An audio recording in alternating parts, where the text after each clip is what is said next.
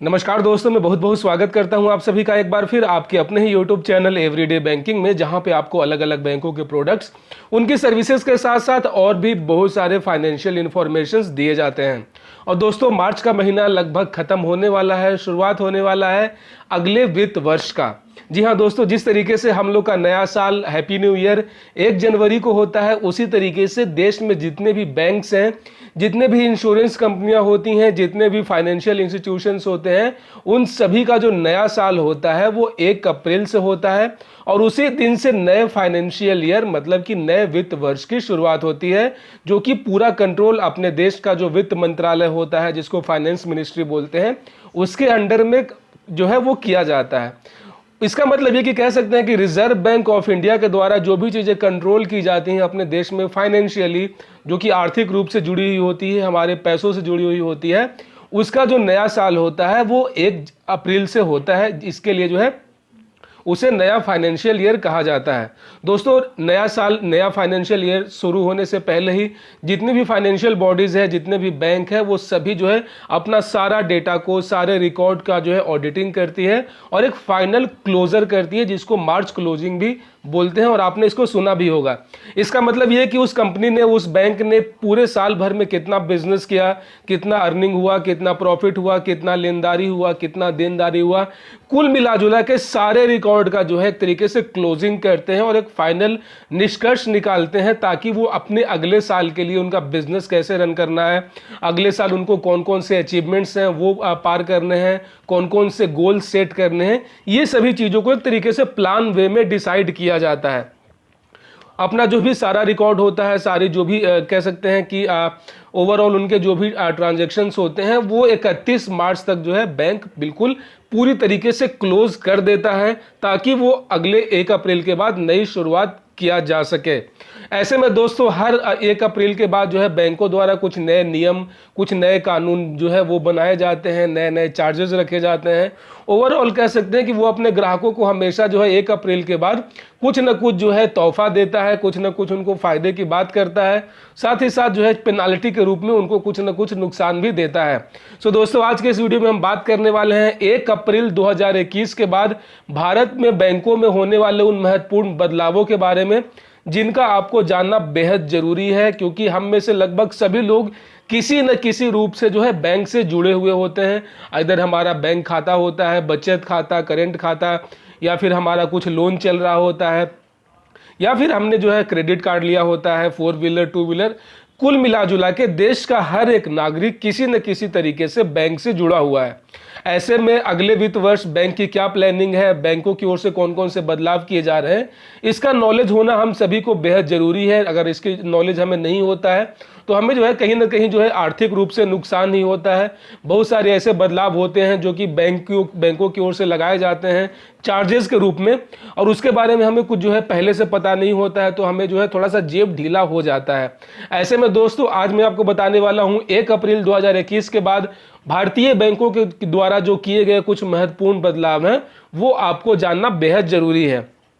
तो दोस्तों, यहाँ पे सबसे बड़ी बात जो है वो कर लेते हैं मिनिमम अकाउंट बैलेंस का, जो कि न्यूनतम राशि भी जिसको बोलते हैं आम भाषा में, जो आपको अपने खाते में रखना होता है। ये स्पेशली मैं उन लोगों के लिए बोल रहा हूँ क्योंकि गाइज, हमारा जो है पिछले साल मतलब कि इसी साल 31 मार्च से पहले देश में बहुत सारे बैंकों का आपस में विलय हुआ है, मर्ज हुआ है। बहुत सारे छोटे बैंकों को उठाकर किसी बड़े बैंक में है वो मर्ज कर दिए गए हैं, विलय कर दिए गए हैं। और इसका नतीजा ये हुआ कि उन सभी बैंकों के जो भी कस्टमर थे वो ऑटोमेटिकली अब उस बड़े वाले बैंक के कस्टमर हो चुके हैं, जिनका जो है मर्ज उस बैंक में हुआ है। उदाहरण के तौर पे, अगर आप आंध्रा बैंक के कस्टमर थे तो अब आप यूनियन बैंक ऑफ इंडिया के कस्टमर हैं। अगर आप सिंडिकेट बैंक के कस्टमर थे तो अब आप केनरा बैंक के कस्टमर हैं। सिमिलरली, अगर आप इलाहाबाद बैंक के कस्टमर थे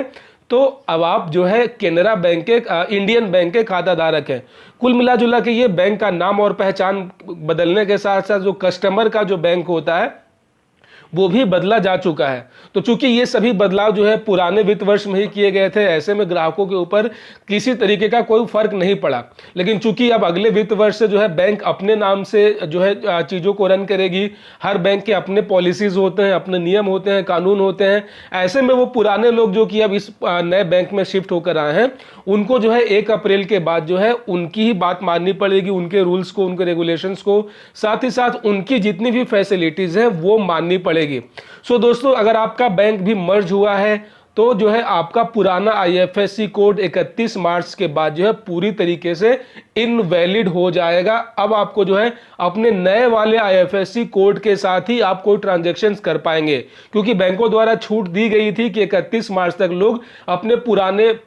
जो भी डिटेल्स थे आईएफएससी कोड वगैरह उसको इस्तेमाल करके ट्रांजैक्शंस कर सकते थे, इस बात की आज़ादी दी गई थी। लेकिन 1 अप्रैल के बाद जो है आपका सारा जो भी पुराना इंफॉर्मेशन था वो बिल्कुल पूरी तरीके से बंद कर दिया जाएगा। ऐसे में दोस्तों, अगर आप इन 7 बैंकों के कस्टमर हैं, जैसे कि Andhra bank, oriental bank of commerce,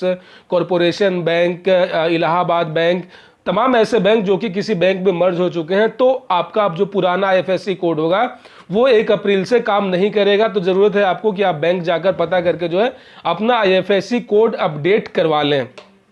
दूसरा गाइस, बात करते हैं दूसरा सबसे बड़े बदलाव का, जो कि 1 अप्रैल से लागू होने वाला है, वो है आपका चेकबुक। ठीक वही लॉजिक यहाँ पे भी अप्लाई होगा। जिनका जो पुराना बैंक जो है वो मर्ज होकर अब किसी नए नाम के साथ फंक्शन कर रहा है, तो अगर आपका पुराना चेकबुक बचा हुआ भी है, अगर वो पन्ने खाली भी हैं, तो भी आप उसका इस्तेमाल किसी थर्ड पार्टी को आप नहीं दे पाएंगे, वो इनवैलिड होगा, आपका चेक जो है रिजेक्ट कर दिया जाएगा। और अगर आप गलती से किसी को वो चेक इशू कर देते हैं तो आपके ऊपर पेनाल्टी भी लगाया जा सकता है। सो दोस्तों, इस बात का आपको ध्यान रखेंगे कि आपको 1 अप्रैल से आप पुराना वाला चेक जो बैंक अब रहा ही नहीं उसका आप इस्तेमाल नहीं कर सकते हैं। जरूरत है तो आपको अपना होम ब्रांच जाकर, या फिर अगर आप ऑनलाइन तरीके से नेट बैंकिंग वगैरह यूज करते हैं तो ऑनलाइन चेक का ऑर्डर करके जो है आप नया चेक इशू करवा सकते हैं। सो गाइज, ये जो 2 महत्वपूर्ण बिंदु थे, ये बैंक मर्ज को लेकर था। तीसरा जो सबसे बड़ा बदलाव होने वाला है दोस्तों, वो है मिनिमम बैलेंस को लेकर। क्योंकि पुराने बैंकों का अपना कुछ जो है नियम कानून तय किए गए थे, अपना कुछ एरिया के हिसाब से, जैसे कि रूरल एरिया के लिए कुछ और मिनिमम एवरेज बैलेंस तय कर दिया, रूरल एरिया के लिए कुछ और जो है एवरेज बैलेंस तय कर दिया, मेट्रो सिटी के लिए कुछ और था। तो ऐसे में जब वो बैंक अब मर्ज होकर दूसरे बैंक में चला गया है, तो अब आपको उस बैंक का अपना जो मिनिमम एवरेज बैलेंस का जो नियम है वो आपको मानना पड़ेगा, वो उसके लिए आप बाध्य रहेंगे। अब आपका जो पुराना जो मिनिमम एवरेज बैलेंस था वो पूरी तरीके से खत्म हो जाएगा। इसीलिए आपको अपने नए बैंक में जाकर जो है वहां पे इंश्योर हो जाएं कि इस बैंक में जहां पे अब आप मर्ज होकर आए हैं उस बैंक का जो है न्यूनतम जमा राशि क्या है, मिनिमम एवरेज बैलेंस वहां पे कितना मेंटेन करना है, ताकि आपके ऊपर कोई भी जो है पेनाल्टी, कोई भी चार्जेस नहीं लगाए जाएं। उसके बाद दोस्तों बात कर लेते हैं जो चौथा जो सबसे बड़ा अपडेट है, वह है आपके बैंक पासबुक को लेकर। दोस्तों अभी तक होता कुछ यूँ आया था कि आपका जैसे ही आपका जो पन्ने भर जाते थे बैंक पासबुक का, तो आप जब अपडेट करवाने जाते थे तो वहां पे आपके पुराने पेजेस भरने के बाद जो है आपको नया पासबुक जो है फ्री ऑफ कॉस्ट दे दिया जाता था। दोस्तों अभी तक कुछ यह था कि हम लोग जो है महीने में 2-3 ट्रांजैक्शंस करते थे, और तो उसमें है ज़्यादा बैंकों के ऊपर लोड नहीं पड़ता था। और चूंकि पासबुक में भी अच्छे खासे पन्ने होते हैं जो भरने में